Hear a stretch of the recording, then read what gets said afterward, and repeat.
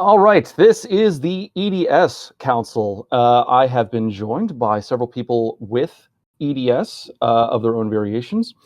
Thank you, everyone, for joining me, and we'll go around with introductions. Hello, my name is Amethyst. I am a girl. Oh my god, I don't know how to start this off. Okay, so I am a person who has hypermobile Ehlers-Danlos syndrome, and I've had this diagnosis for a few years now, and I live with it quite easily, even though it's very obvious in my day-to-day how it affects me. I had pushed for a diagnosis, and none of this was expected.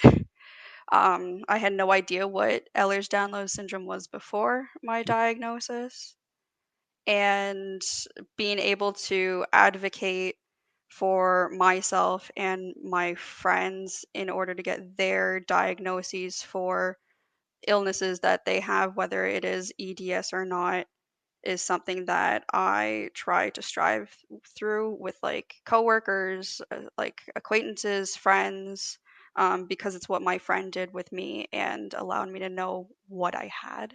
But yeah, I'm almost 30 and I work as a beef technician. So clearly, having EDS doesn't really hinder what I've gone on to do in my life. It's just made me aware of what I push myself to do.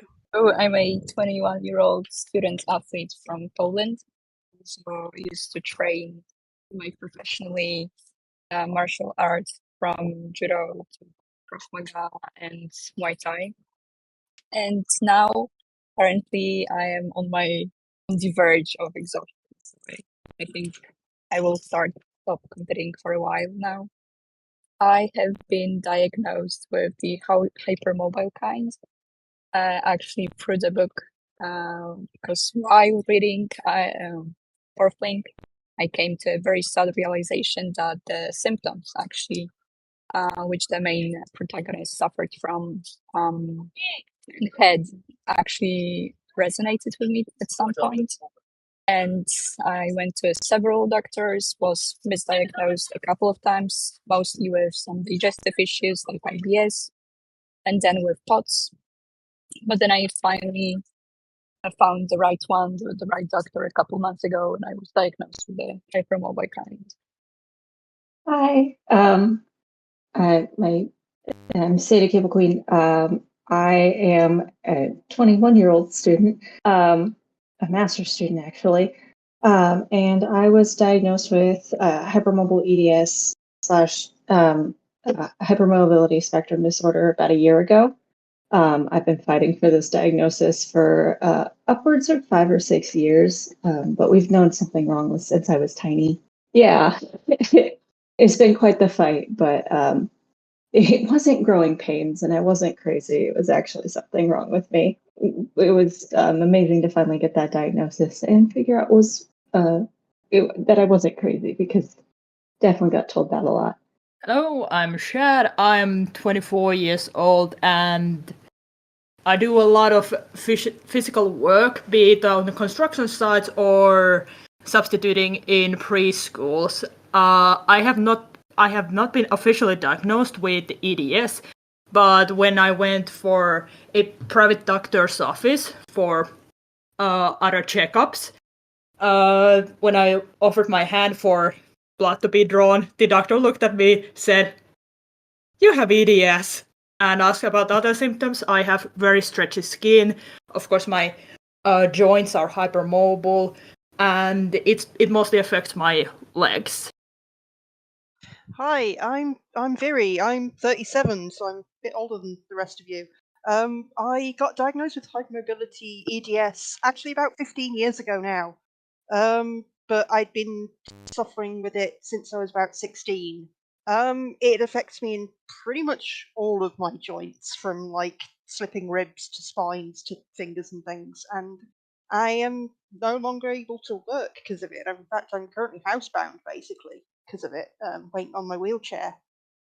So yeah, I'm probably a bit further along than hopefully most of you will get.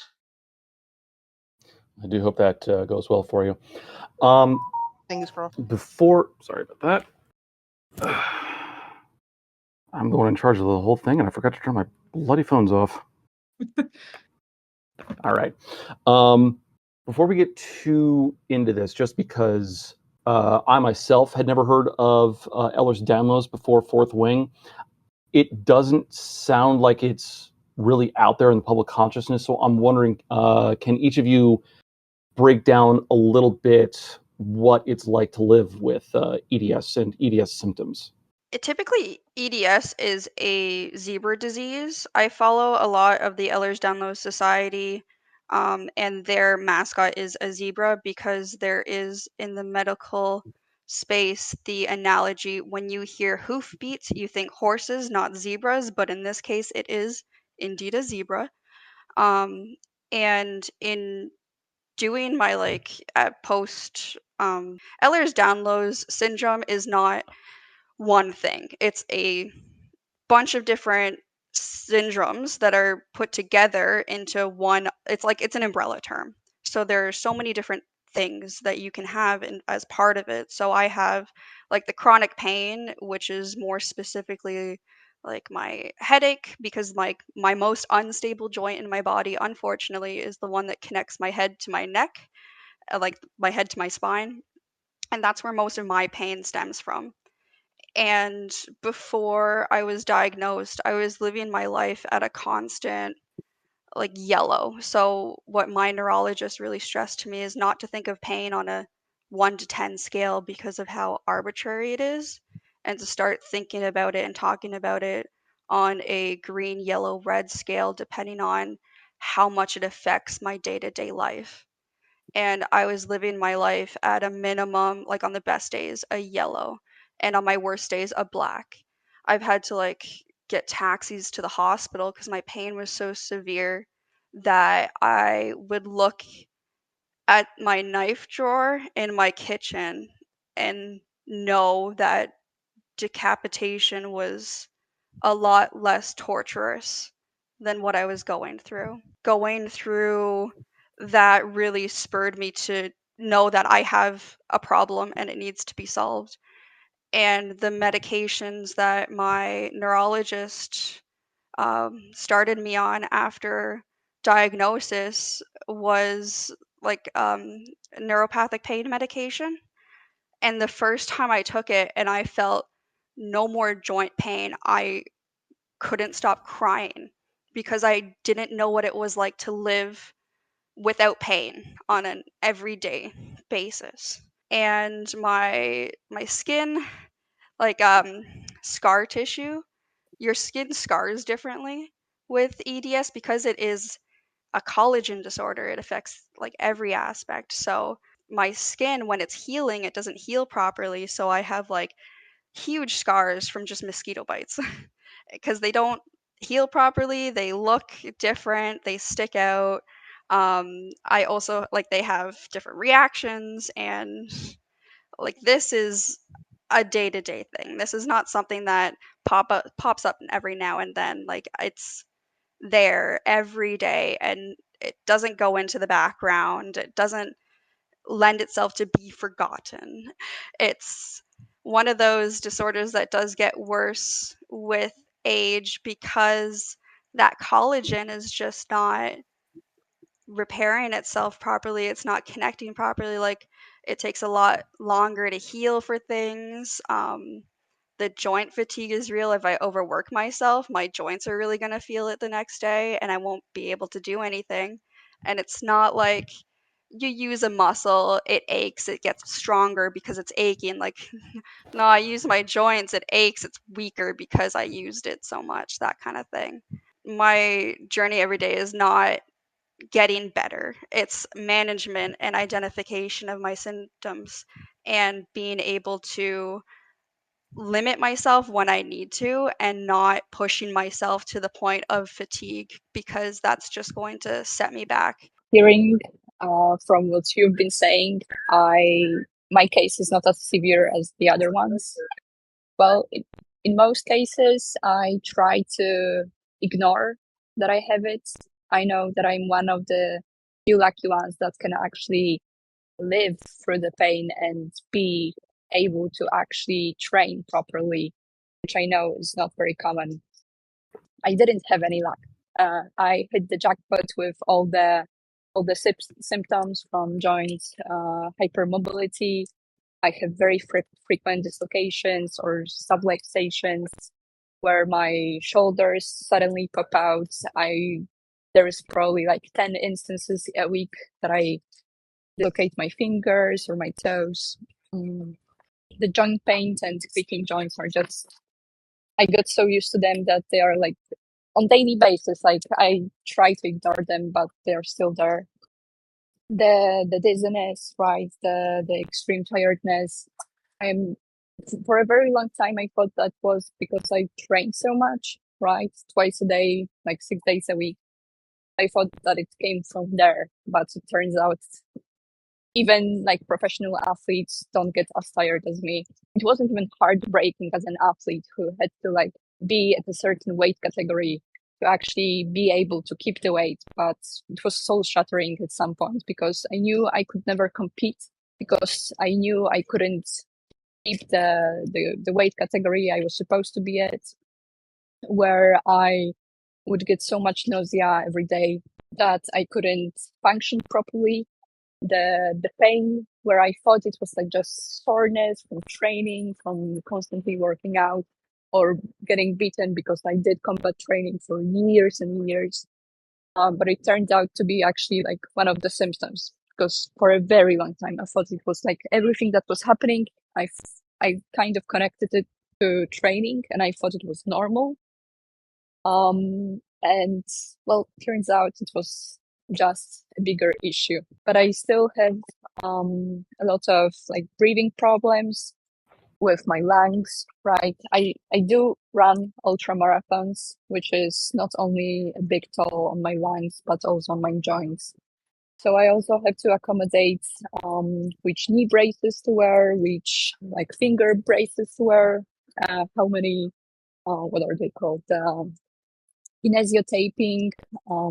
I have to take into consideration the meds, the diet, which is also a very big problem for me because of the, well, I say it's IBS, but it's just a bigger problem connected with EDS. But I cannot eat properly. I cannot eat as much as a normal person would. So I'm constantly, I mean, it all adds up, because if I don't eat properly, I'm not really both satisfied. I don't get enough nutrients. So it also like my state only deteriorates and deteriorates. But as I said, it's not as bad as other people are saying. I can still live through the pain. I can still train.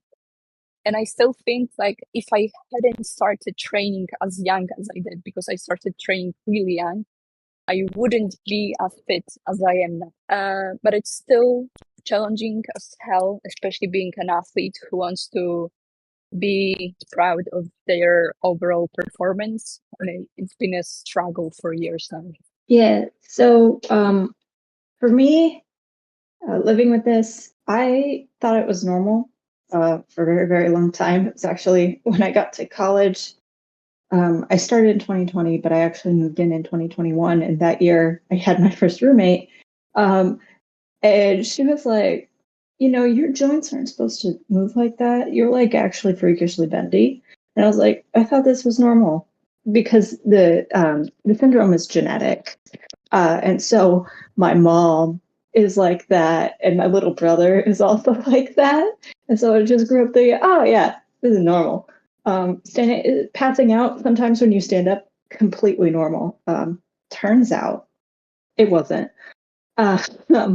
Yeah, my most unstable joints are my hips and my shoulders, which aren't particularly great joints to have be unstable if you like walking and using your arms, which I like doing both of those things.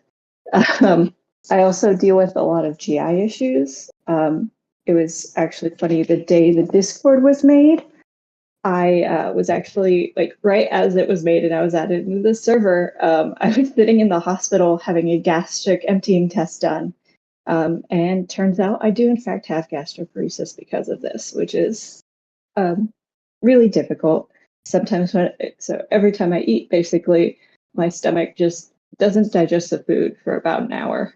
And then it starts thinking, I'm going to digest the food. That'll be helpful. Me and my boyfriend like to joke that there isn't a single system in my body that hasn't been affected by this in some way, which is really true. And I mean, I just got diagnosed not even a year ago. In November, it'll be a year. I didn't realize that the reason I wasn't doing great at school all the time was because I was like just an idiot. It was because I can't keep up because thank you, Kat. I have physical issues. My cat just broke in the room and knocked over my microphone. I don't have to do as many accommodations as other members of this council. The only ones that I have really are I have custom-made insoles in my shoe because they help to reorientate my ankle. And what it really has done, I've been wearing these insoles for like 6 years.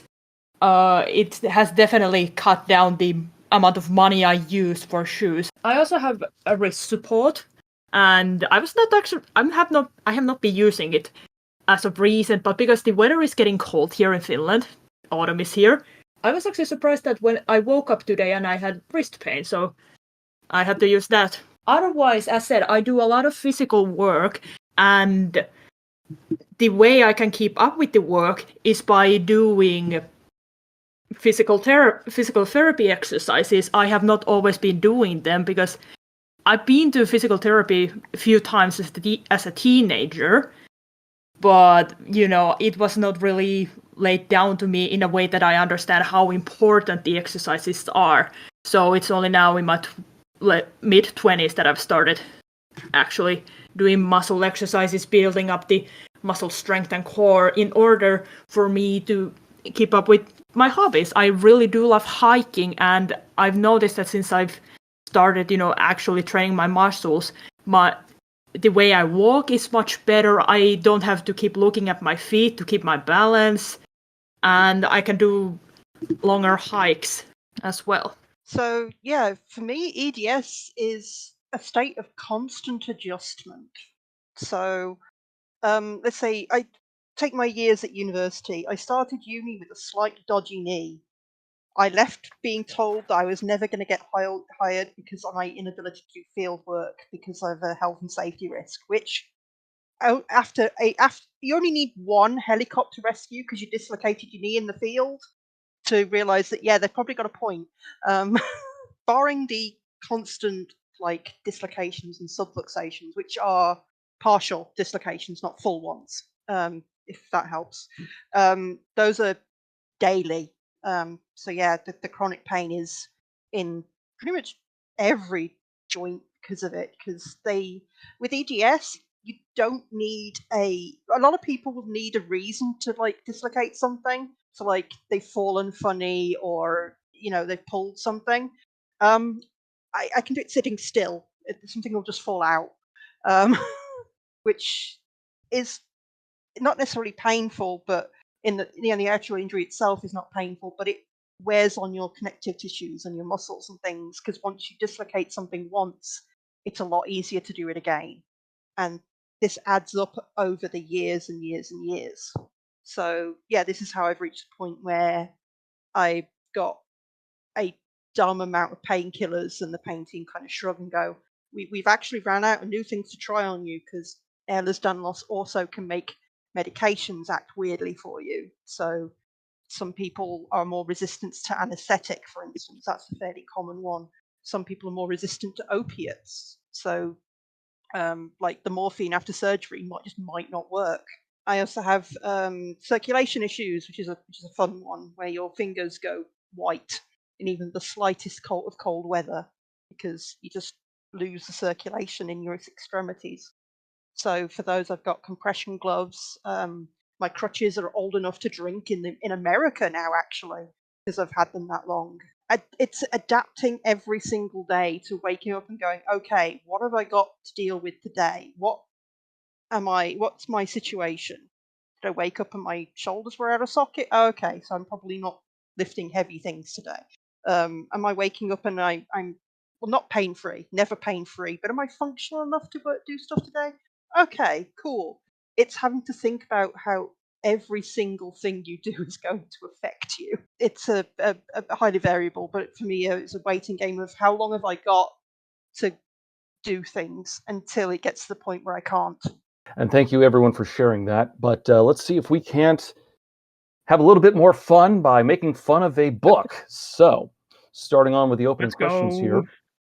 In prior interviews, Yaros has stated that because she also has EDS, she's had to consider what would limit Violet and how Violet would need to compensate or work around her EDS when coming across the combat, riding the dragon, going through the obstacles of the gauntlet, all sorts of physical things that she had to consider. Now, Martika, you're the only one who's actually read Fourth Wing and Iron Flame.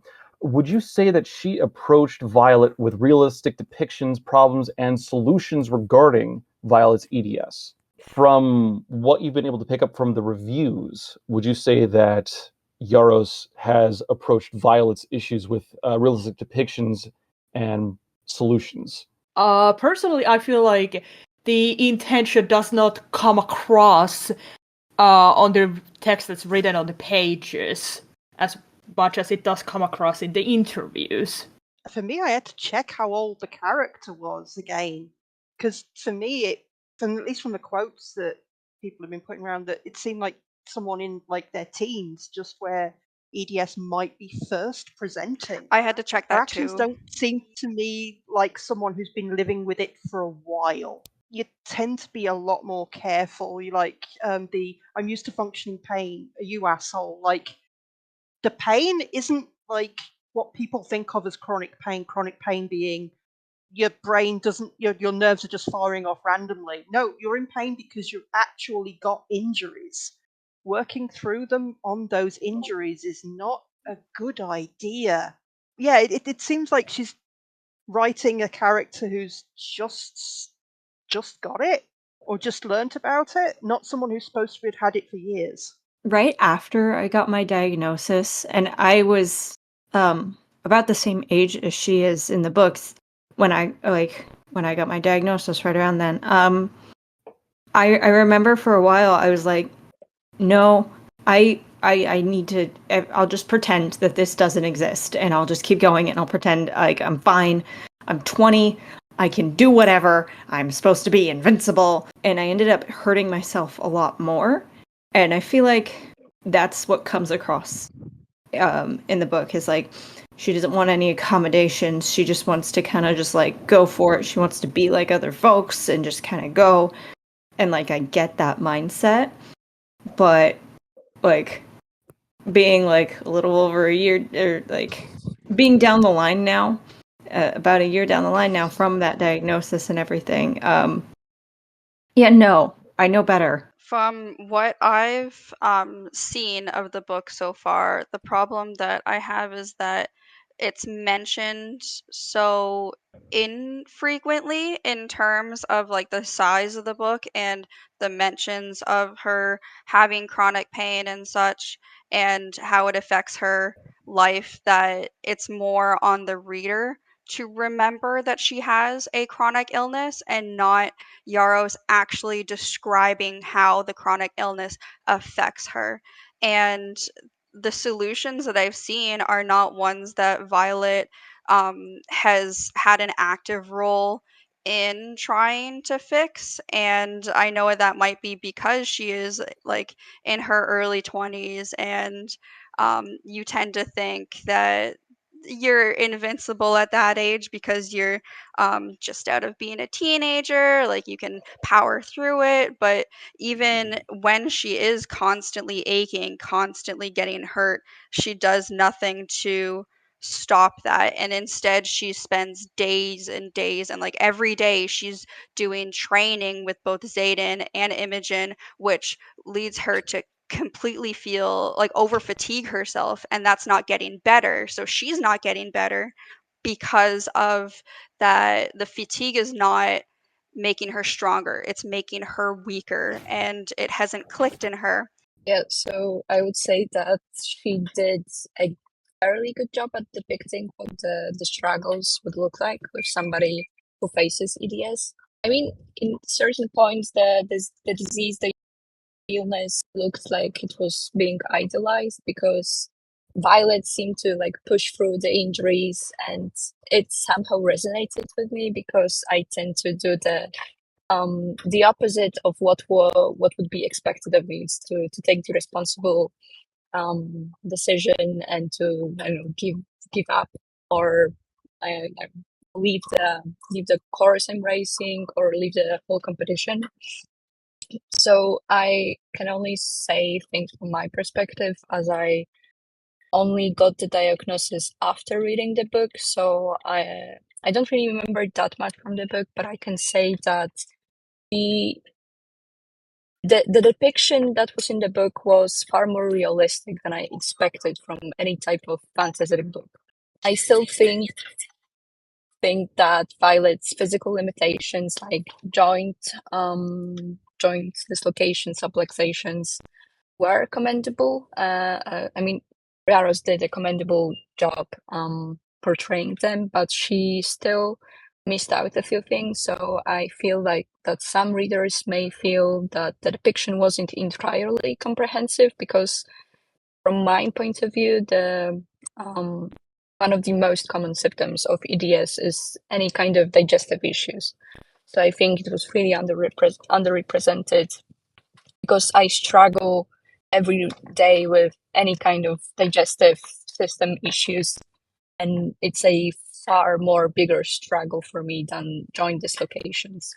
I mean, it may be possible that Violet's specific type of EDS or her unique experience with the condition didn't include those symptoms, but I still think Yaros did not address the struggles as properly as she should be. And I think it was said before that throughout the book, I didn't really know while reading. Right, I only got the memo from like reading or listening to interviews with Yaros, because the interviews or the articles she was in, that was the moments where she actually addressed the illness pinpoint. So did she did a good job? Yeah. Was it properly made? Not really. That's my point of view. EDS is a condition that, at least in America, disqualifies a person from serving the armed forces. They can still work in a logistical role, like work in a computer or intel or something like that, but they won't be sent out to the front lines as a soldier. What are your thoughts on a story about a person with EDS joining a military of any sort, be it magical or whatever, when a more logical path is available, like how Violet could have been a scribe instead and stayed inside of a library recording things and writing things down? And Viri, I want to start with you this time. So yeah, I'll bring up what people said to me. You're a health and safety risk. The fact that you're way more likely to injure yourself at any given moment without any like root cause, like being hit in a weird angle in your knee or tripping over something. In a military, I don't think they'd risk that. That's probably why you're barred from it in the American military. A scribe, well, barring like your fingers subluxating, making writing hard, but that's what splints are for. Is I would have liked to see that go. Maybe the opposite way in the book. Go, I wanted to be a dragon rider, but I can't do it. But here's my, falling in love with learning to be a scribe kind of thing, rather than the opposite way round. I don't know. It's apart from the parental pressure she's under, I don't know why they'd let her in it. That sounds horrible, but yeah. I have some choice selections that I'm going to read out from Iron Flame. So, a very prevalent element of Yaros's writing is the sex scenes. And at one point, after a bit of an argument between Violet and Xaden, Violet, like the two of them are on the upswing of their romantic cycle, and Violet decides that she, quote, I want you feral. And when he starts to be a little gentle with her. My stomach knots at the thought that he might stop. Feral, I remind him in a whisper. His gaze finds mine, and the way he smiles, raising the corner of his mouth into that arrogant smirk I love so much, makes my heart pound. Gripping my hips, he flips me over, then yanks my ass into the air, setting me on my knees. This sounds like something that he would have to be careful about, but I'm not going to read the rest of the description here. He's not gentle, I'll put it that way. Consensually, but is that a problem? And that's just going to be an open general question. Anyone who wants to jump in. I hope my microphone picked it up, because while you were reading that, I audibly said, "What the fuck?" I'm just thinking, putting myself in her position. I feel like my hips would leave their sockets. That's no, just no. Yeah, no, I agree. My hips, but I'm very lucky. My hips are not weak, but I feel like if not hips, then maybe my knee would, get dislocated, because I have a previous injury on my knee. In terms of like having sex with EDS, I'm pretty open about this with like my friends and coworkers who also have joint issues. And I am fairly experienced in having to have talks with guys, and I've had numerous one night stands. It's a conversation that needs to be had. So there's a level of intimacy that you do develop with someone when you tell them before the action starts about certain limitations that you have and the trust that you put in them. And there is no consent when they are unaware. It's almost like a lie by omission, in terms of being safe, you and your partner. Because if I did something to hurt my partner because they didn't feel comfortable telling me about it, I would feel like an asshole. And the fact is that there's a lot of positions with EDS with the hips that you cannot do, that I have seen the sex scenes from this book that she does. And I have had my hip dislocate during sex, and it is not fun for everyone involved. And not communicating this, and like, you can have your partner go feral, and that's fine as long as you are safe.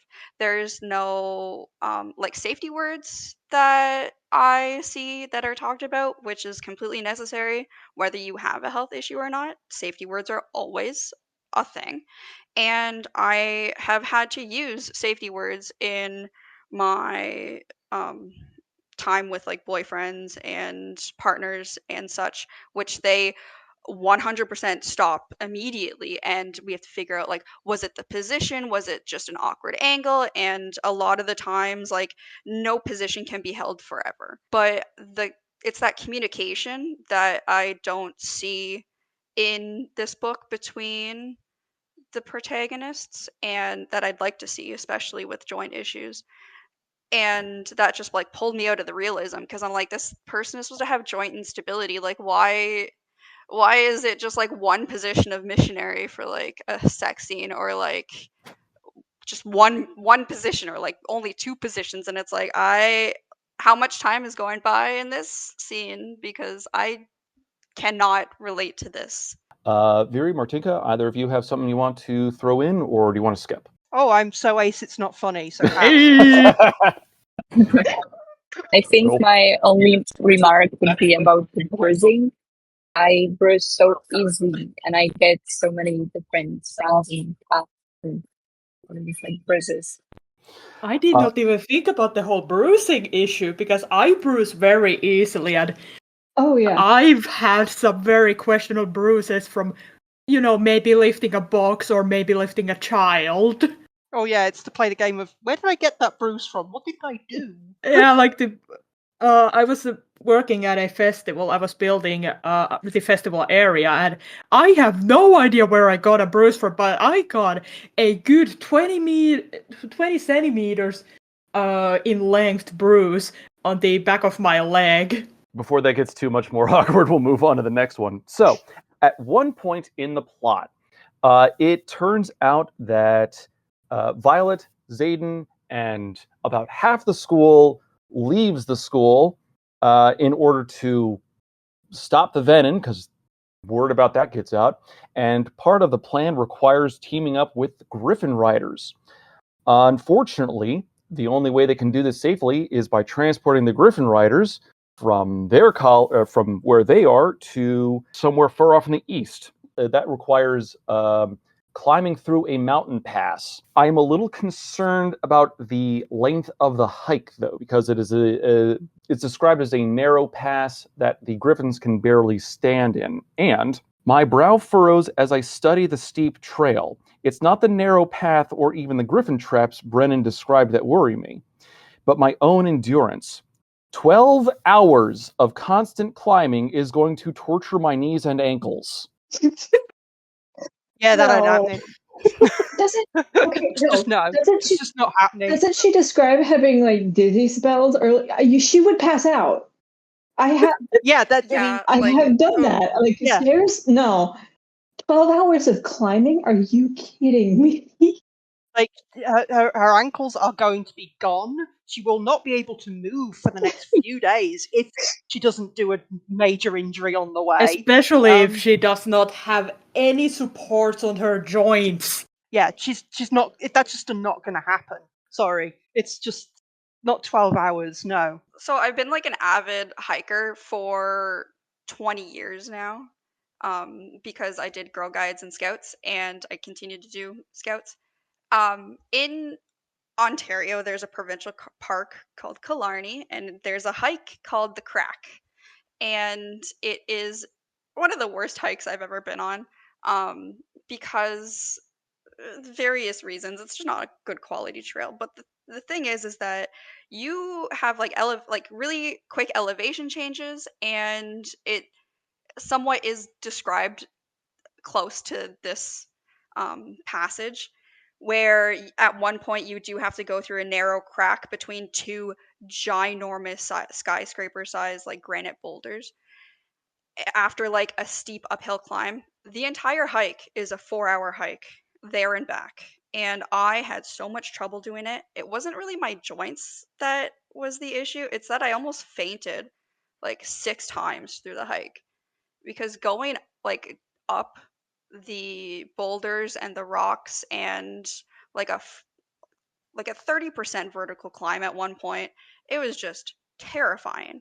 And like my friend that went through it with me had to give me her water, just so I wouldn't pass out before getting to the top. And it was like we almost quit, because it's not like the joints, like my joints hurt the next day, but at the moment it was my blood pressure just couldn't keep up with it. And the elevation that we're at is just nowhere near the elevation of a mountain, where you're like the air pressure is different and will affect you differently. Like there are people who get altitude sickness because of this. So I'd think like, Yeah. since like she's not used to being at high altitudes, like paired with a fainting disorder, she would have passed out completely within like the first like 15 minutes of the hike, and then been carried the rest of the way. Actually, altitude is something that does come up in this scene, apparently because she is so used to being on dragonback during flying. She doesn't really have any issues beyond being slightly sore and slightly tired. Altitude doesn't really impact her at all. Being at an altitude and just sitting and is very different to very, very high intensity hiking and climbing while also at altitude, because you're breathing a lot more heavily. Amethyst right should have blacked out by then, but very quickly. I want people to understand how quickly altitude actually changes. I moved with a train from Zurich, which is around 900 meters, if I remember correctly, 900 meters to a kilometer above sea level to Graubünden, and the capital of Graubünden, Chur, which is like around closer to 2 kilometers above sea level. I felt how thin the air was, like how thinner the air was when I got off the train, and I have been, sitting comfortably in a train. Yeah, I just wanted to be the opposing counsel on this one. Like, I can guarantee that, I already done something like this, right? I did an ultra marathon, 55 kilometers in the mountains with obstacles. So it is possible, but I didn't just do it on the whim. I actually had years and years of preparation, all the medicine that I had to take, the knee braces, a lot of kinesio taping, and it is possible. I think for me, the major thing I struggled with was probably the days coming up to the competition, because before every competition, I get those little intrusive thoughts about me getting injured. So like the minutes you try to fall asleep, you get those little flashbacks or visions of a bone popping out, or a joint being dislocated, or you go through every scenario that could potentially happen.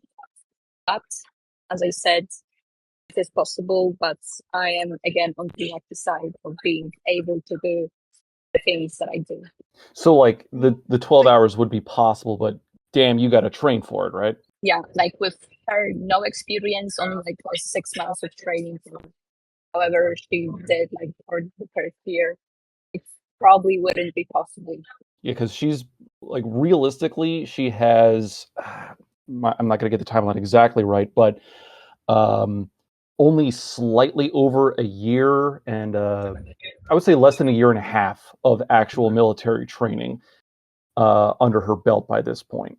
Yeah, so it took me years actually to not only like combat training and obstacle courses training, but also conditioning myself. So every type of workouts with lifting weights, right, to actually condition myself to be able to endure whatever would be happening.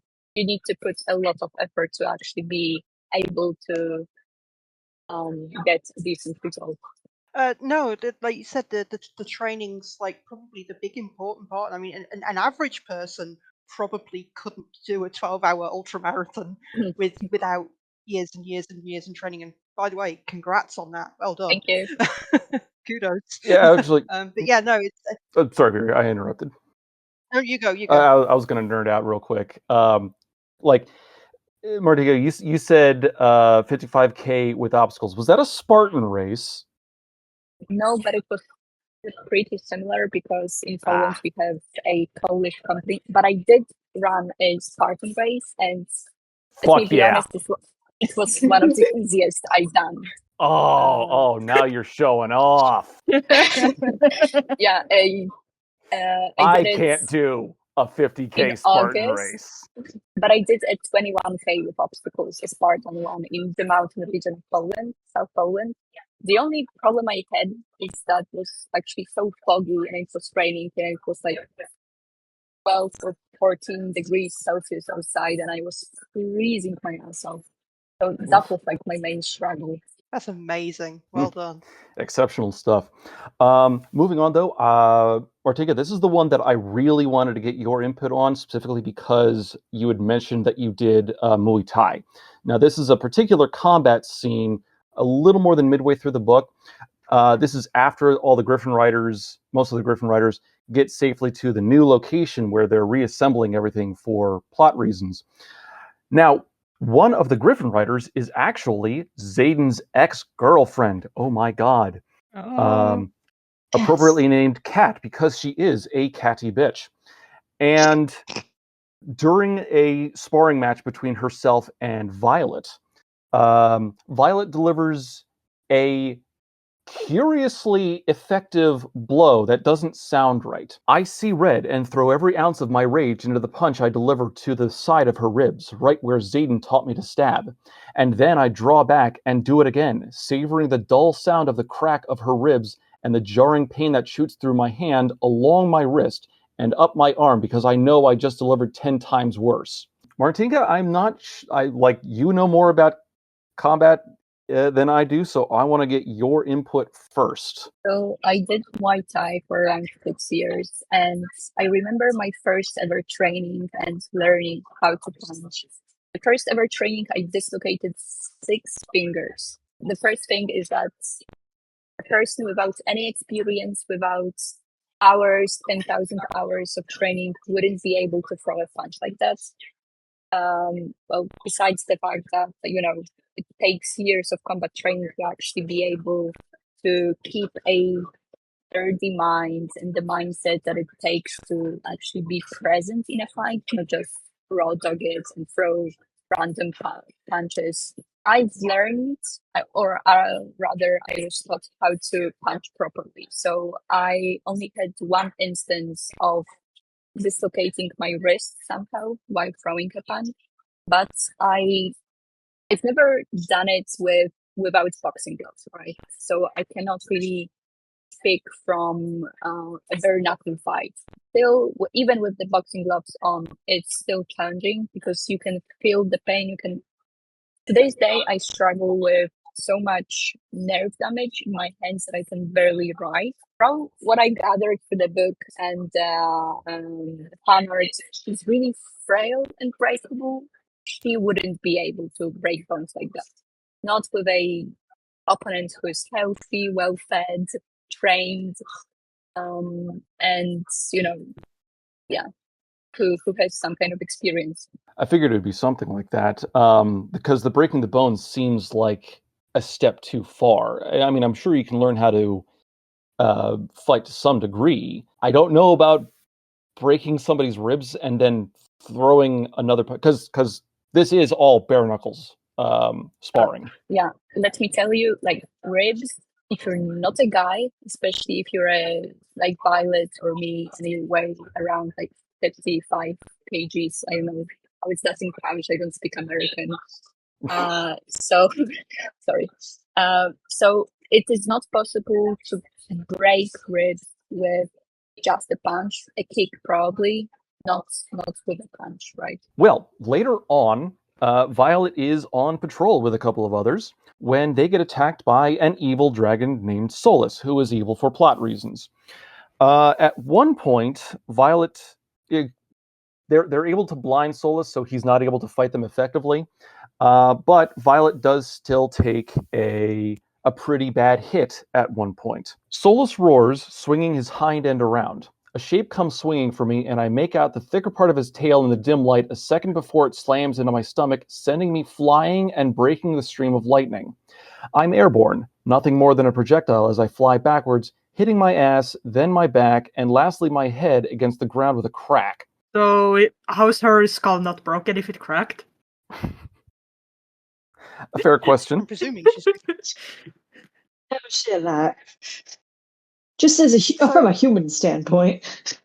Anybody getting hit like that, you're walking away with some pretty bad injuries. Someone with EDS, what's the gauge on that? How much worse would that probably be? Well, especially if it's like her spine that is getting hit, it would be like ribs, spinal injuries, a concussion, like a major concussion at the very minimum, and like possibly like hip issues from that and like shoulder issues. Like I can't see her walking out of that, considering like I was dragged by a dog at school and fell onto a cement step, and I could not get up on my own after that.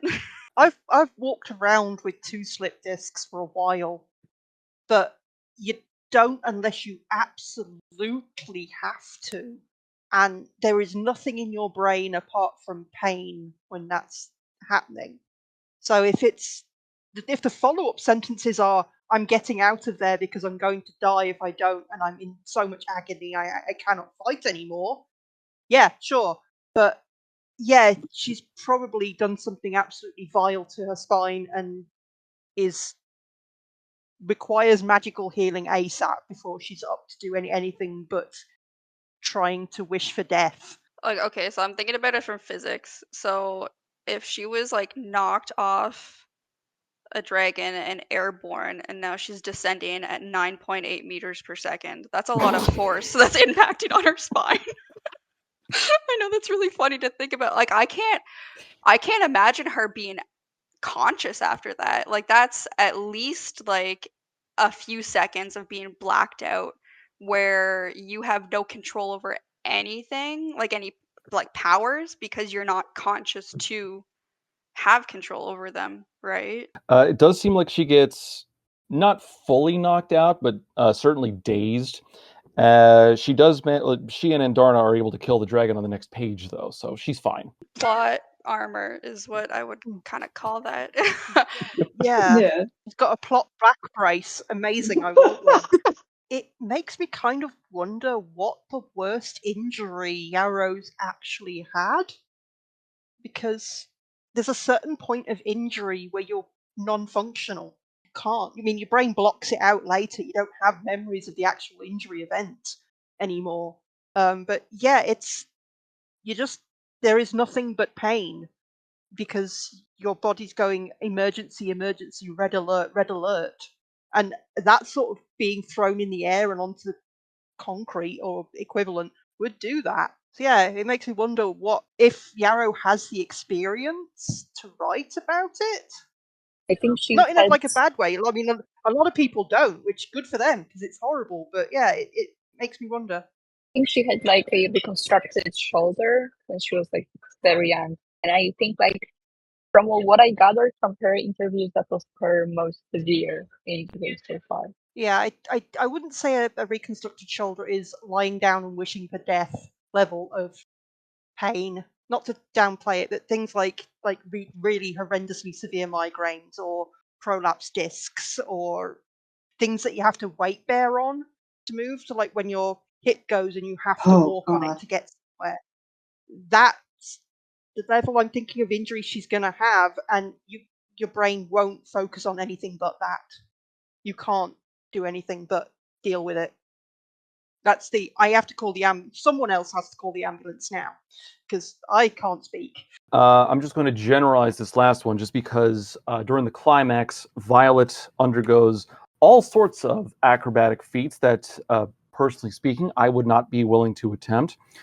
For example, this includes one moment where she is strapped into her dragon flying around. Her friend Rhiannon jumps onto Violet's dragon's back and almost falls off. So the dragon starts to go into a bank, fighting one way, and Violet is holding onto Rhiannon with one arm and her saddle with the other. So she's desperately fighting probably 1.5 Gs at this point.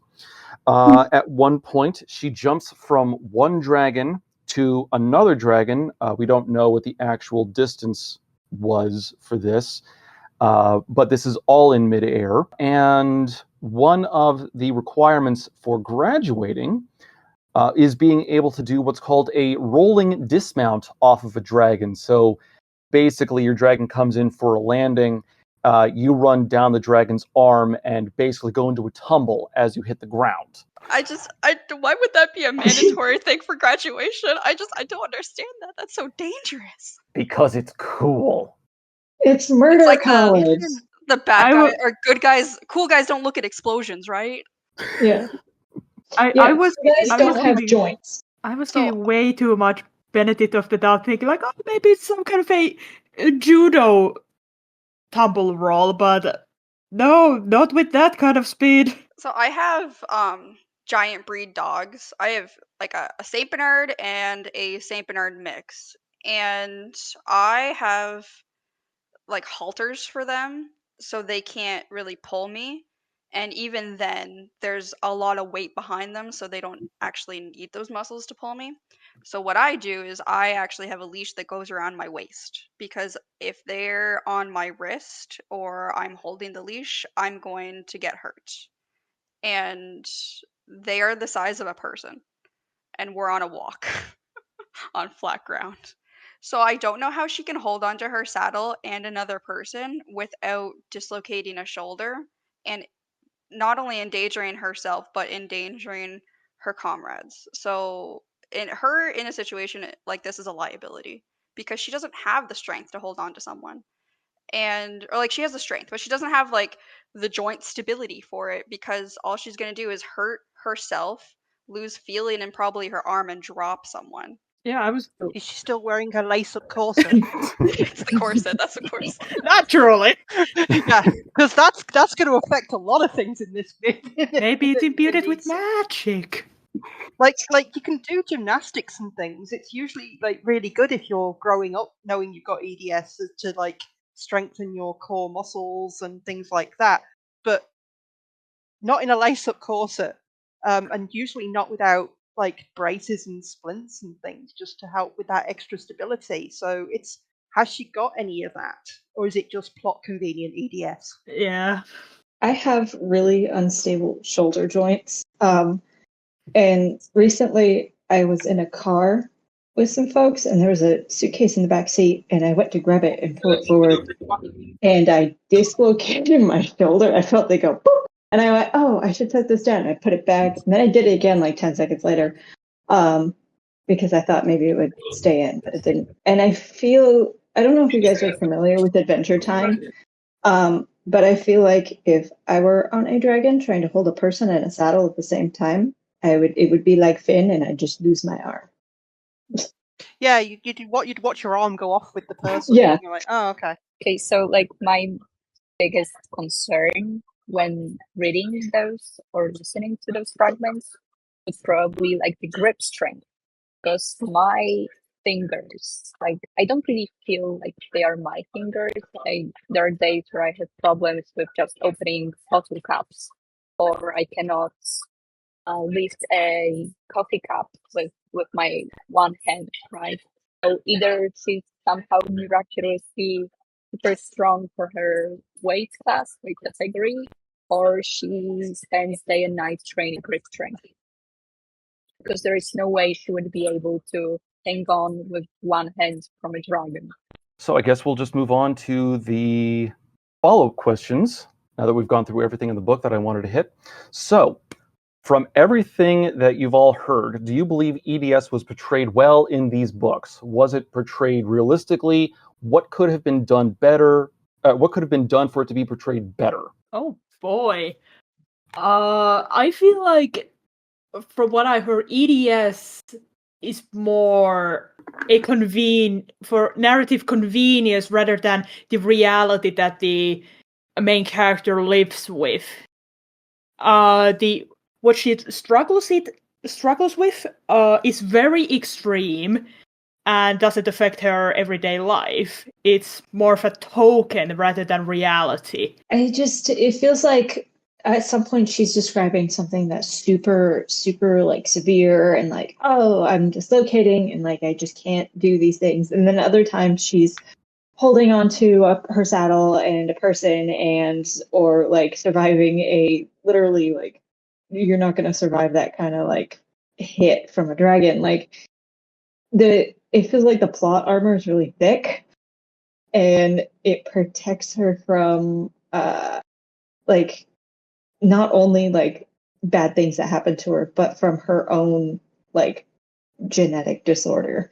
So I don't feel like the representation was accurate or good representation, just because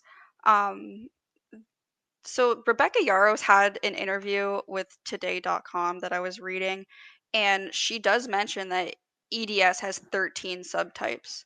And she also goes on to say that she wanted to make sure everyone felt represented with EDS.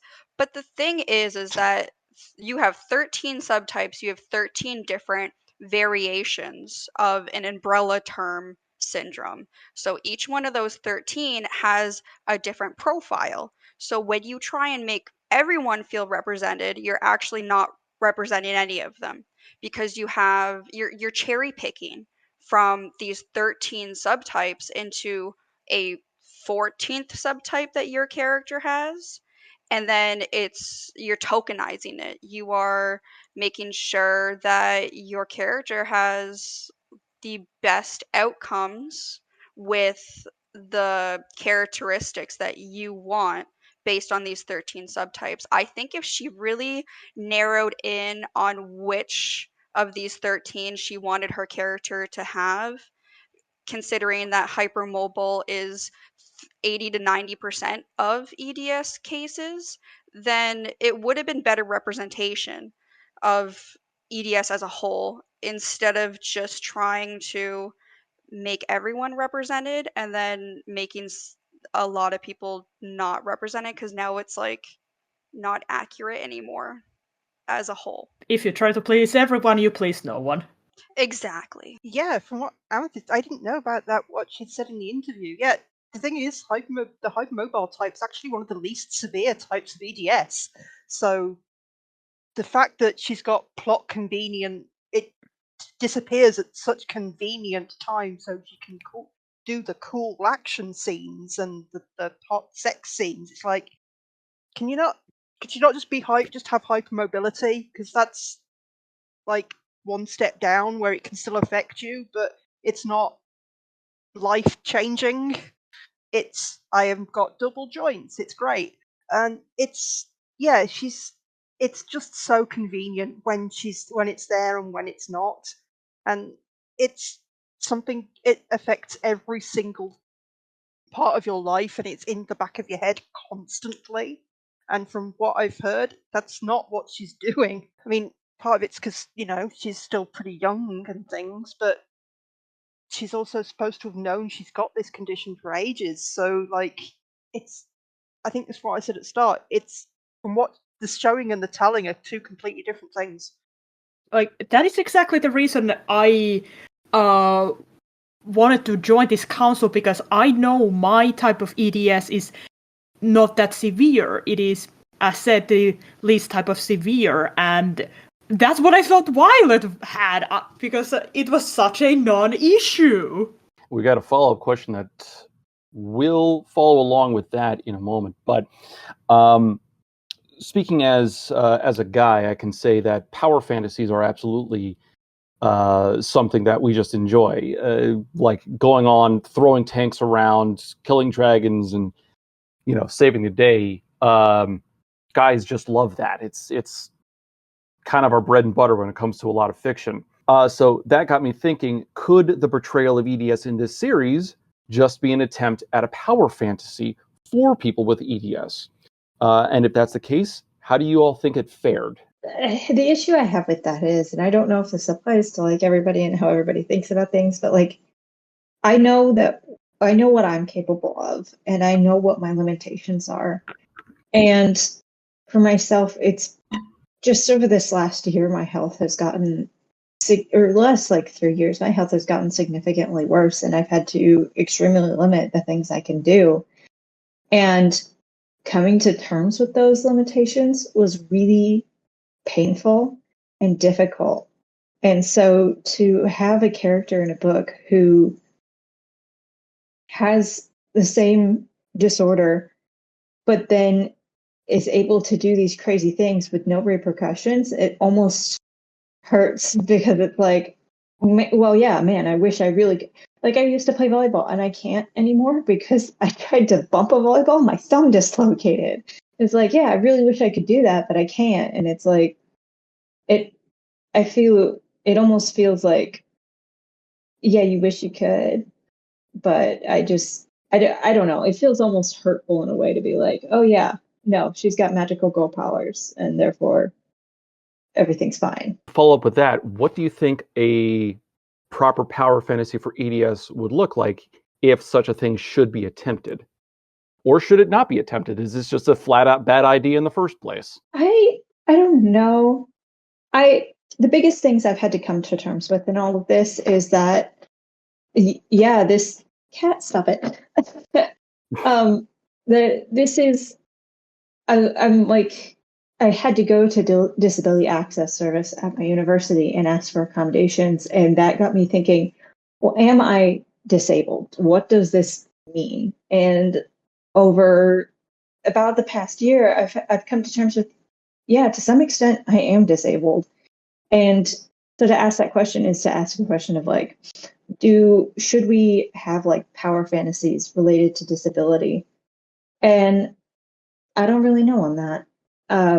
Because I feel like, yeah, I feel like accepting your own limitations it takes a lot of strength. And I feel like maybe a better power fantasy would be to be like, accept those limitations and then have like, I don't know, magical accommodations, but not downplay the issues that come with that. Make it so if you're writing a piece of fiction, make it so that the universe has fictional things that make life with that easier. Amethyst, do you think that this could have been a power fantasy, or is a power fantasy even a good idea?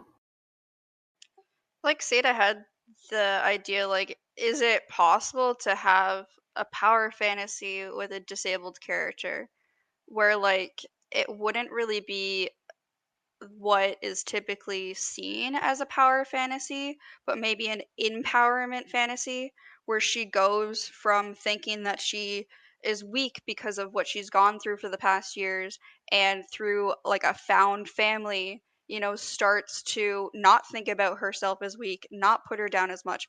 She starts to see that there are things that she can do beyond being disabled, instead of having like, plot armor and maybe sort of some Mary Sue tendencies, to start relying on those around her. And there is a strength and vulnerability, and I feel like that is like the real power fantasy for people who have any sort of disability, is being vulnerable with those around you and knowing that they will be on your side and support you, and being able to ask for help and receive it because you can depend on those around you.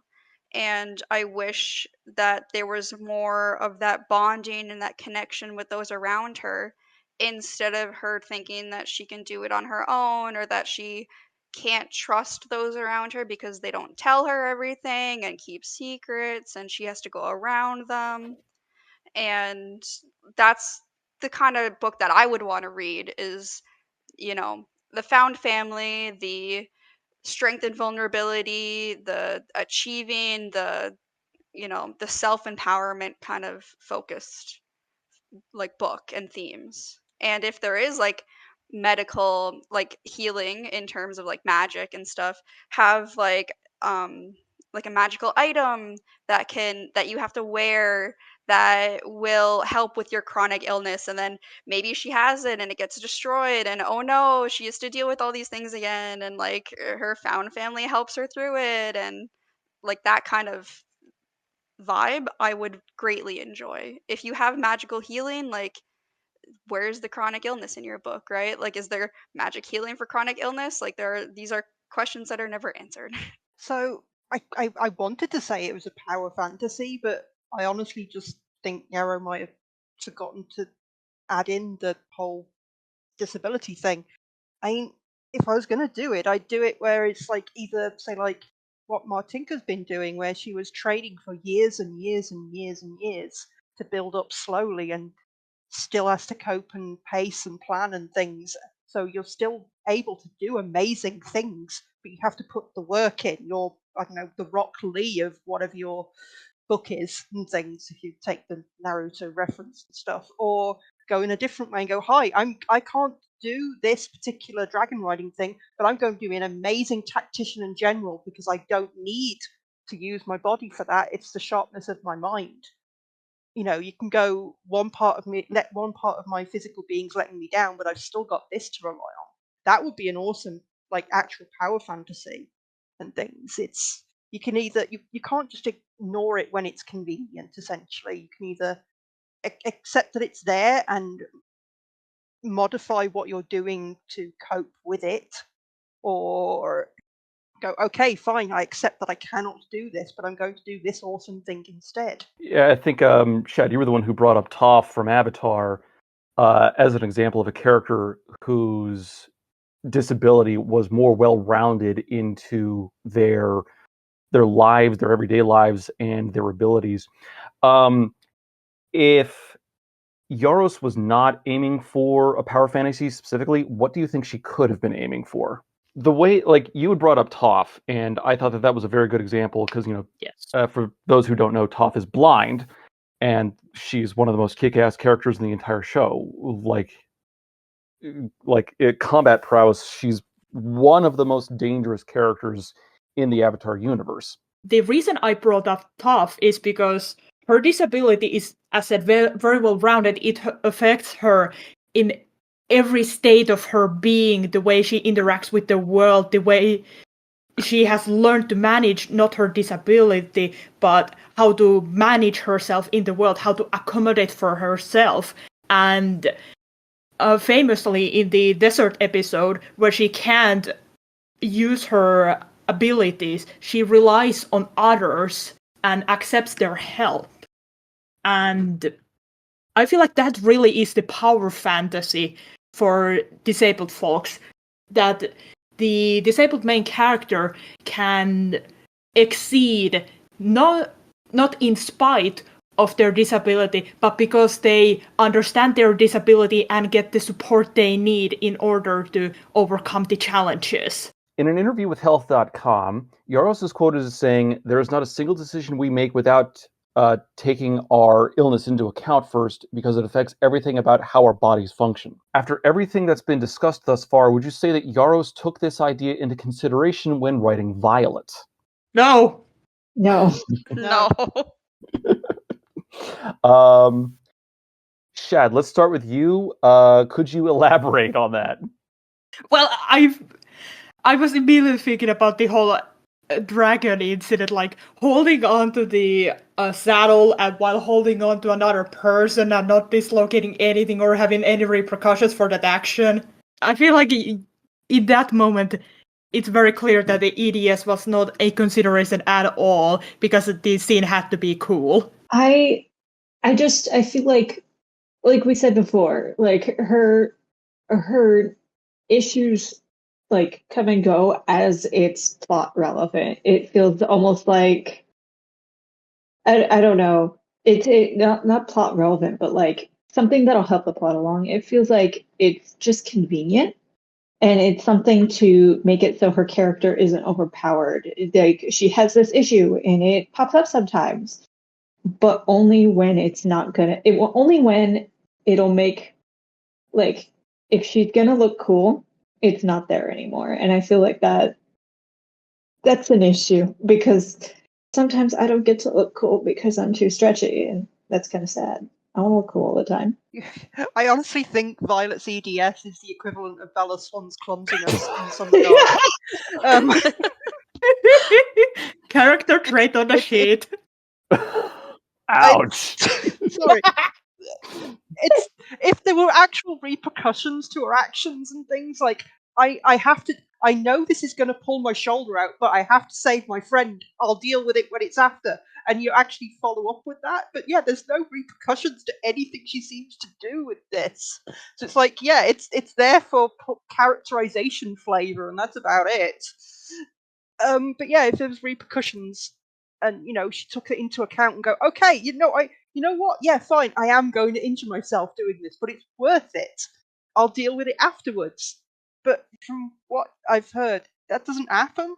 So it's like it's there for it's there when it's convenient, and it's also not there when it's also not when it's convenient and things. So it's like, now, playing a little bit of defense for Yaros right now, there is a scene near the tail end of that 12-hour hike up the mountain. One of the traps goes off for reasons that I'm going to rant about in my video. It's stupid. Excellent. But what ends up happening is a dragon rider and a griffin flyer both get knocked off of the pathway and start to fall down a cliff. Violet reaches out to grab both of them, and her shoulders almost immediately dislocate. She doesn't go tumbling after them because, I don't know, she doesn't. And her shoulders do eventually get healed, so there's no repercussion from that. There's repercussions because she's able to save the Dragon Rider, but not the Griffin Flyer, and there's a bit of animosity between the two groups because of that. The accusation is that she let the Griffin Flyer fall. So it's more of a social consequence than a physical consequence. I'm honestly surprised she managed to keep hold of anyone when the shoulder came out, because your arm goes numb when that happens. You just lose like most sensation in it. Yeah. Like you don't have any strength in your arm at all when you dislocate it. Yeah, like I had this one incident where I don't know what happened to my back, but like something happened to my back because of EDS, and I was just laying on the floor being like, I can't move. I'm not paralyzed. I just do not have the power to move. But yeah, that's not really the consequences I was talking about. It's like dislocation is a serious injury. Also, like I know we do it very frequently, so we can almost like play it off because you can get used to almost anything. But if you've never dislocated something and you do it, you go, "Oh my god, what is this?" It's like on the level of breaking a bone kind of thing. They're not, you know, there should be. I mean, yes, fine, there's magical healing and stuff, but there should at least be in the moment consequences. The fact that she only dropped one of them, like, is okay. That's also baffling. Well, completely different. She's just laying there, and the other two are holding onto her hands, and a griffin is able to save the rider. So it's not like she pulled the character up, but she was just, laying there, arms over the side of the cliff, just kind of hanging with two body weights hanging off dislocated shoulders. That's horrifying in so many ways. Like that would hurt so much. Remember, it's not just body weights; it's also gravity. So it's the 9.8 meters per second. Screaming her head off. Again, it goes back to what's the worst thing Yarrow's done to. Because I don't know whether I can't imagine she's writing from experience for this. Also, I had a realization, the lack of definition of what type of EDS Violet has, how it affects her, it's really hindering the conversation we can have on what is possible her and what is not, because we don't know. We can't gauge it fairly. Maybe she's only got the one that gives you prolapsed organs, so it's got like nothing to do with her actual joints. That's a thing? Yeah, that's a thing. Oh yeah. Oh my god. Yeah, that's like that is probably one of the worst ones. Yeah, if you want to go on a fun adventure, go to the Ehlers-Danlos website and look up all the subtypes. They have like fact sheets on what every one of them does. They're like, yeah, when I say the hypermobility one is probably like the mildest and nicest one, I'm not kidding. There's like even with everything we've told you about, vascular is terrifying. There's a Paralympian that just won silver in swimming, and she has brittle cornea syndrome, which is a form of EDS. And that is exactly as horrifying as it sounds. Yes. Brittle cornea syndrome. Yeah. So her doctor told her that she can't have like any sports. No physical contact sports, no balls, no nothing. So she said, okay, I'll do swimming. And she just won a Paralympic medal like a couple days ago, I think. God damn, good for her. That's awesome. But like, yeah, it's like one jarring motion and like her corneas can get like irreparably damaged. Moving on, Amethyst, I want to start with you on this one. Does Yaros' use of EDS come off as superficial window dressing? Yeah, I think we can all agree that it's just a little confusing in terms of representation for EDS because it's so non-specific. And I feel like that any complaint that I make to someone who doesn't have EDS almost comes off as just complaining about having representation. So it's almost like you can't complain about it because it's like, well, at least you're getting representation kind of thing.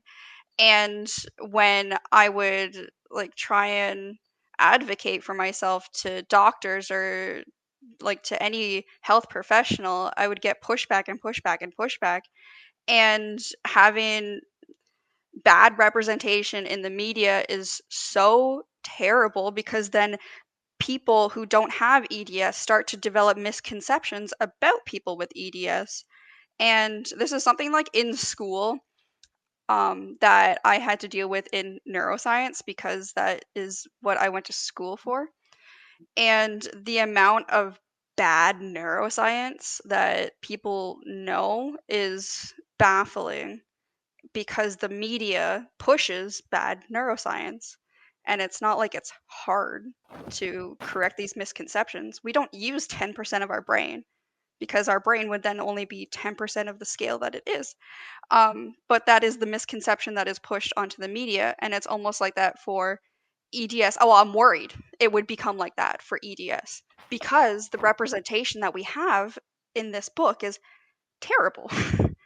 And if she had just focused on one of the subtypes and gone through the motions of having like Violet have constant symptoms of that one subtype, that would be better representation than having to pick different aspects of multiple different subtypes and then only using it when it's convenient for the plot. Like, I wish there was more inconvenience in the plot because of her illness than what we have now. You know, like, oh, she can withstand torture because she's always in pain. Be like, okay, well, chronic pain is a lot different than acute pain. Why doesn't Violet bring that into play? You know, like that kind of thing. Where use her illness, like show the downsides of a disability, like actual downsides, actual consequences to the story. Like, don't just have her be able to get out of something really easily. Like, oh, her shoulder's dislocated, but that's okay. There's magical healing. Like, no, give me something detrimental, you know? Well, like, let's look at, I know, like, right now in the media, there's like, It Ends With Us is domestic violence in the media. And like, seeing like the book versus the movie versus real life in terms of representation, in terms of different forms of media.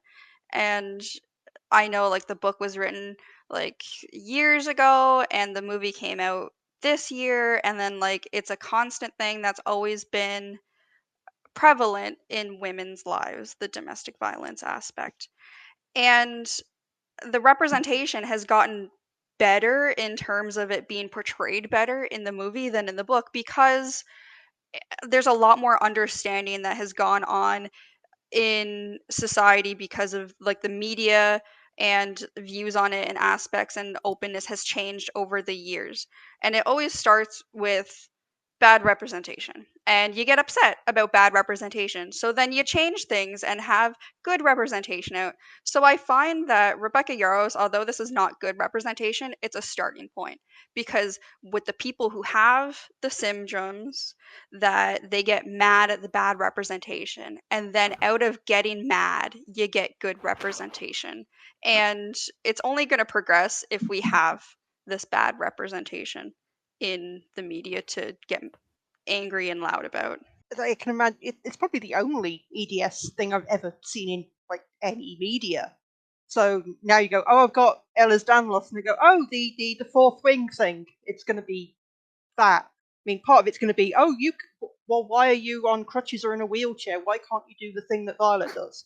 But on the other hand, you've also got people who read the book and go, that sounds weirdly familiar, and then looks it up and actually get diagnosed, and then can maybe, start doing the physiotherapy early enough that they don't get permanently disabled for a lot longer and things like that. So on the one hand, it's a very difficult question. Essentially, I wish the representation in there was better, but honestly, some bad representation can be better than absolutely no representation whatsoever. It's like Yeah. opening the Pandora's box. Once it's out there, it's hard to seal. And that is a really good point that has been brought up that I didn't even consider. I now have a new appreciation for this book. I think of it in a way very similar to like how we see queer representation in the media. I mean, queerness and disability are very similar, and like it's like you guys are saying, like some people might be able to figure out that they have this thing because of the bad representation, and they go on to make good representation. Like I figured out that I was not straight through bad queer representation. It made me look at myself and go, oh, ha, funny. And like I mean, I'm sure it certainly helps some folks, but it's also like, yeah, this is going to cause a lot of misconceptions, and like people aren't going to understand what's really going on, and that's also difficult. It's like, cool, we're being represented, but can we do it better? Can we not pander to people who don't deal with this stuff? Yeah, it's we can, I can read this book and go, oh, cool, so I can still do all the cool, really physically heavy and demanding and injury-prone stuff that I was planning on doing, and like, no, please, just be careful, please, just please, kind of thing. So, final question that I've got here. In an article written by the Children and Young People with Disability Australia group, the piece concludes with the following. Although Fourth Wing is a fictional novel, it draws real-world parallels about crucial factors in living with disability. Considering everything that we've discussed thus far, does this sound like an accurate summation? And Seda, I want to start with you. I don't really know if it makes it does bring some light to living with disability, because it's like, yeah, this is difficult and I have to kind of adjust, like changing fighting styles and stuff like that. But and on another hand, like this doesn't go away when we want to look cool. And I feel like that's where it kind of misses the mark on living with a disability, because it's like, no, this is all of the time in every single aspect. And I have, like, personally, I've had to adjust literally everything I do, and I keep having to adjust. And I feel like kind of the vagueness also doesn't help with that, because it's like understanding what's going on and understanding exactly what your set of like symptoms and understanding your body is really important to adjusting your life. And I feel like because everything is so vague, we don't understand what adjustments she needs to be making. And it kind of, everything kind of just gets lost and murky. And it's kind of like, yeah, some, like, again, we were talking about like, yeah, it's some disability representation, it's some EDS representation, but is it good? Not really. I agree with Sada. It's drawing real world parallels about crucial factors in living with disability on the view of someone who's going to be a lot more horrendously disabled in the near future, because she is not taking into account her current disability. And the thing with EDS is it will probably get worse in the future, and the more careful you are with it from the time you know you've got it, the longer the further away that will be. And she's not careful at all. So, fast forward like 5 years to an epilogue and she might be wheelchair bound because of that. She's done another being flung into the air by a dragon. I think if it had been more consistent, that would have been a true quote. But it's not consistent. It's rule of cool. It's there when it needs to be, and it's not there when it doesn't. When you don't want it to be. All I can see is hearing it like just thinking of like, oh my poor dear girl, you are going to suffer for that in a few years. Amethyst, your thoughts? I feel like it's less of living with a disability and more of the aches and pains that comes by being a military recruit, in the way that Yaros words all of Violet's issues, where she says she has dizzy spells. Oh, it must be from not drinking enough water. Oh, her knee hurts when she woke up. It must be from a wrong sleeping position. like, oh, her body, like she has whole body aches. It's because she's training with like 2 highly skilled people twice a day for like what, weeks at this point. So it's almost like there are explanations to her body aching, that if she's been aware of this for years, why would she be making excuses for her, like her dizziness, for her body aches, for her knee pain? Like, you are in her brain and you can forget that she has a chronic illness. Like, this is from her point of view. Why is she not saying, my knee hurts today, like I wish it didn't do this, but like it must be just a really bad day for my joint. I got to make sure to stay off of it. Be like, my whole body aches. This is more than just the training. This is something that I need to push through. Like, giving herself those affirmations. Be like, my dizziness is hitting hard. I need to make sure, like, even though like I keep up with my water, I need to make sure I do it more. I'm working a lot more now. Like, that kind of thing. Like what I do on a daily basis when it's really hot out and I got to be out on the farm doing, like, I walk an average of 10 kilometers a day on the farm. And so I get like between 10,000 and 15,000 steps a day. We have 500 acres that I have to monitor the cows on. If it's really hot and the humidity is really bad, I need to make sure I'm filling up my water more often so I don't get dizzy. On a normal day, I go through maybe a liter, 2 liters of water a day. On a really hot day, I go through maybe 3 liters to 4 liters. And that's my inner monologue is, it's really hot today. I got to make sure my dizziness doesn't kick in. I got to drink more water. Like, not blaming, oh, I didn't drink enough water, that's why I'm dizzy.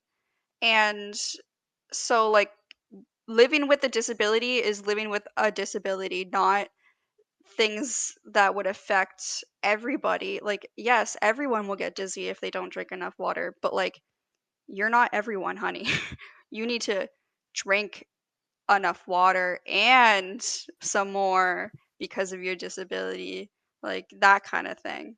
So I wish that that's the representation that she went with in Violet's internal monologue, is less making making excuses for the symptoms that she's going through, and more of recognizing it as, this is something that's been going on for years. This is just what it is. I need to make sure that no one else can see it, because that's what she wants to keep from happening, is she doesn't want to be seen as weak. So changing her mindset would have been nice, in as you're in her head as the protagonist. I really just wanted to add, especially to Amethyst's points, how Violet talks about her experiences with the symptoms and gives them excuses. It comes off as very internalized ableism, and that is not addressed at all in the book. Instead of being kind to herself and understanding her own limitations, she tries to push herself, which is not a good example for anyone who may have ADS or EDS-like symptoms. I guess it's criminal that it's not considered, because living with disability in our world, and if and when she is trying to create a representation for EDS, I feel like addressing the ableism is an important part of it, because it is a reality for many who live with the condition in real life. And I would imagine, because it is stated in an interview that EDS is not well known in Violet's world at all, so I feel like she would face even more ableism, and it would be just refreshing to have her found family be like, you're not weak, you're trying your best, or give some sort of support, and not let Violet keep thinking in the ableist mindset about her own hindrances and limitations. Yeah, this has been a phenomenal discussion. I want to open it up to any general thoughts. If anyone has any closing thoughts they want to say before I wrap this all up. Although EDS is classified as a rare disorder, it's not as rare as doctors think. It's so underdiagnosed because of how broad the symptoms are that it took me seeing like a specific headache specialist whose appointment, like it was like a 2-hour appointment. And it took me seeing them and having them know, like going over my entire history, going over tests, that they were able to see the connections. And it does typically take 10 to 20 years to be diagnosed. And it's yeah, and it's often underdiagnosed in women, especially, not surprising. Oh, yeah, you're bendy because you're a girl. Yeah. I've Oh, heard yeah. that one. Yeah. It's growing pains. Growing pains. Yeah, I've had headaches my entire life, and when I was younger, my doctors just told my mom, like, oh, like they're just like they'll go away with age, they're growing pains. And then when I was like a preteen and a teenager, my doctors was like, oh, it's from looking at her phone all day. And I'm just like, I don't have a phone because my parents wouldn't give me one. So like how is it? How is that? But the thing is that it's not as uncommon as people think, because I've met so many people who actually have it, and we just start talking about it, just like, oh, like my EDS, and they're like, oh, you have that too? And I'm like, what do you mean? Do you have it? And it's like, my best friend recently got married this summer, and I went out to go be in his wedding, and it turns out like we were talking at the rehearsal dinner, and there's like 4 other people that are like in this wedding that also have EDS. And I'm like, my coworker that I just randomly met like when we got hired, she has joint instability. And it's just like at the dog park, I met a dude who was diagnosed with EDS, and he's been using it to like his advantage in his baseball career kind of thing. And it's just like, well, if it's rare, why do I know so many people with it?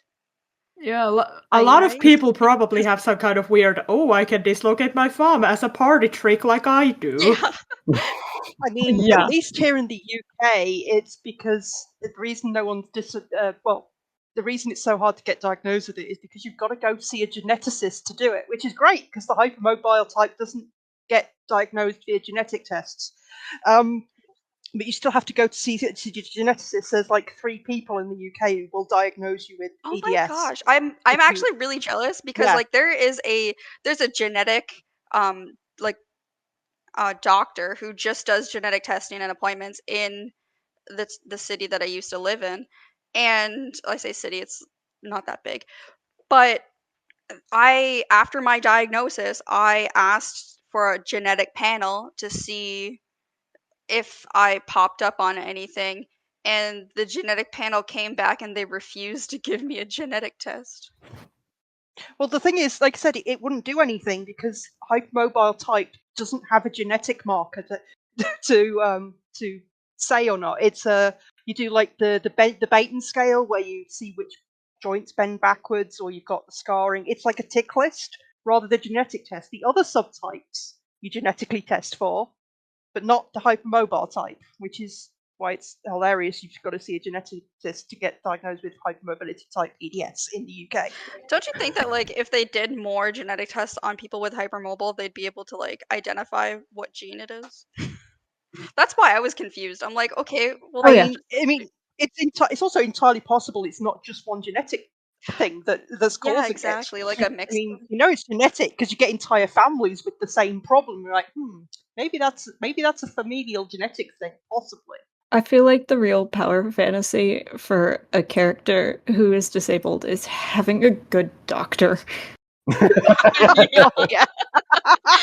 No, I believe you when you say that happens. Oh man, Let's dude! figure out how we can stop that. I would love a book where somebody just goes to the doctor and they're like, "I have this problem," and the doctor's like, "Yeah, probably. Let's figure it out." Whoa! Alternatively, magical healing instead of 3 years of back and forth to different doctors who all ask the same questions. Oh god, yeah, the playing past the patient, or being told, Yeah. no. Have you thought about your fingers aren't dislocating? Have you thought about seeing a psychiatrist about your things? I'm like, I don't know about you, but my fingers aren't supposed to bend that way. No, you just need to. Like, you need to drink more water. Okay, You the real exercise You need- more. the real You the need real to- you need found to lose- family. You need to lose weight. Your fingers are causing your weight your weight is causing your fingers to Oh my dislocate. gosh, I'm like, yeah. sure. Oh, your knees are bending inwards? Play less computer games.